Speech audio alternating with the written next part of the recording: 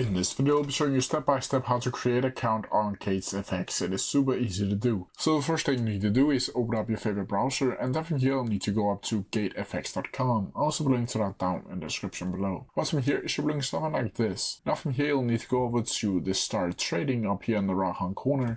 And once you click on that, you'll be going into the registration details. From here, you'll need to enter in your first name, your last name, the specific country that you are currently resident in, and your phone number. You can also change your country over here by clicking here and then select the specific country of the phone number that you want to use. From here, you'll also need to enter in your email address and type this little captcha down here. From here, you'll need to click confirm that you have read and agree the privacy policy and you accept the IB partner agreement.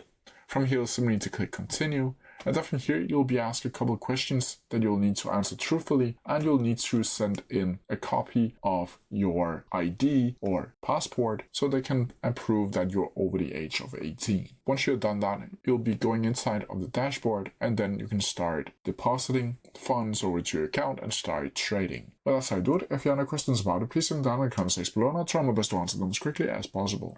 See ya!